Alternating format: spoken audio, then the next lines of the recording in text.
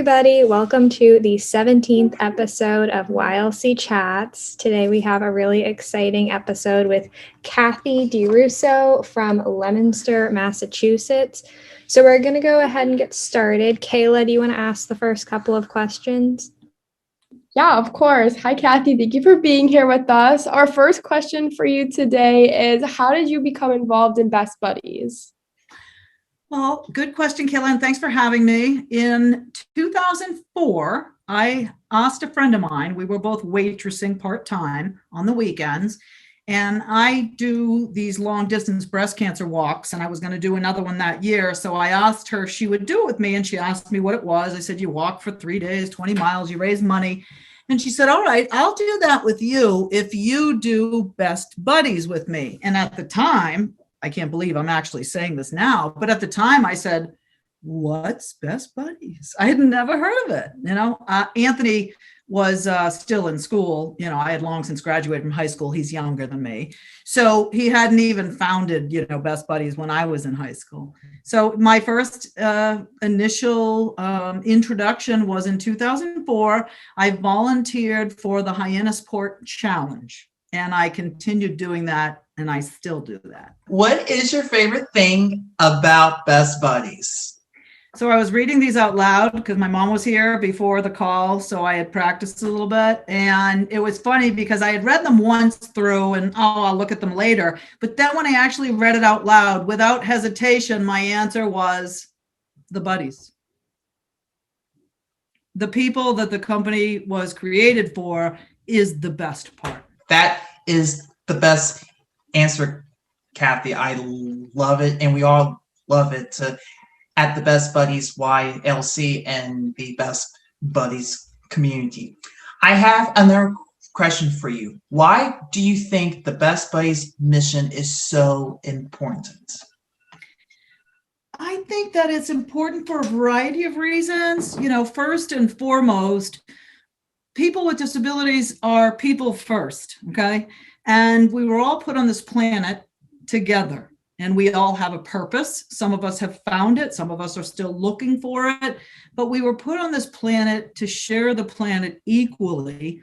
And at the same time, I think that the mission of Best Buddies raises awareness. People are only afraid of things they don't understand, okay? And so what I've found over the years of working with Best Buddies is that all it takes is for people who have not been introduced to individuals with disabilities to meet a few and realize, oh, we're just talking about people, and getting to know them and the talents and the gifts that they bring. I mean, every single one of us has a unique, special gift that God gave us to deliver while we're here on the planet.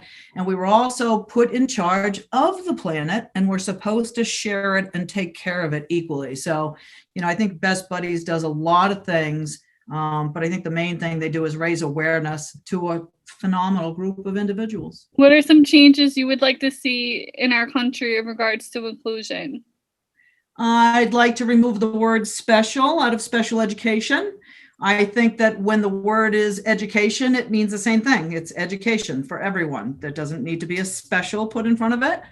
I think that everyone learns at a different pace. So I'd like to kind of remove that label. I believe that I would like to see the country embrace more innovative ways of delivering college degrees. Okay. The norm is you go to college or you sign up for college and you go to campus and you do this. But I just think that there are some individuals that may not have access to that, but have the capabilities to learn and to contribute. So I think that there's got to be more ways for us to find vehicles to deliver higher education to people with disabilities. So Kathy, my next question for you is, how have you stayed connected with your colleagues in the Best Buddies community during COVID?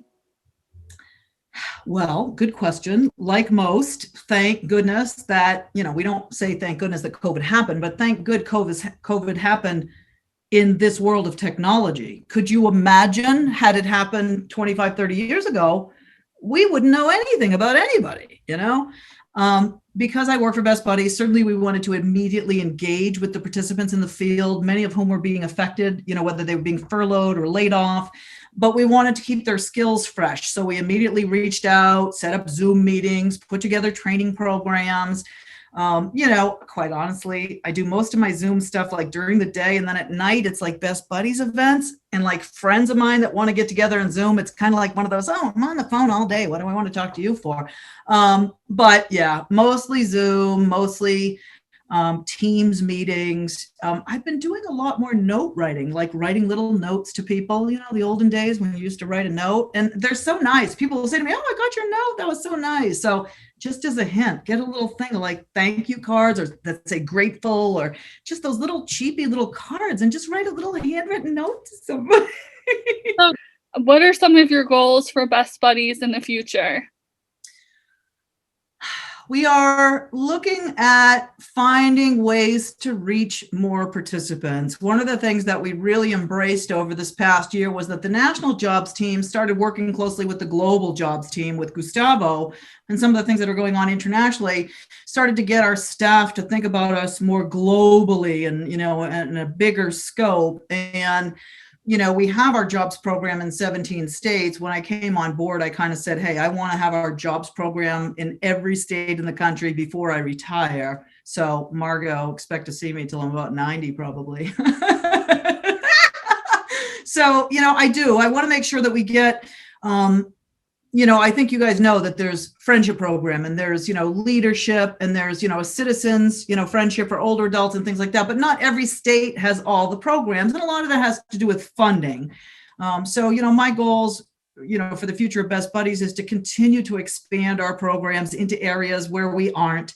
We know where we need to be. I mean, when I first started with Best Buddies in 2016, we'd try to start in a new state and people would say, oh, you really need to be here. And I would say, there's a lot of places we really need to be, but one at a time, we'll make our way, and to the point where, we can reach out to everyone. I personally do believe in the goal of Best Buddies putting ourselves out of business. And I do believe I'll be up rocking on a pink rocking chair up in paradise, hopefully.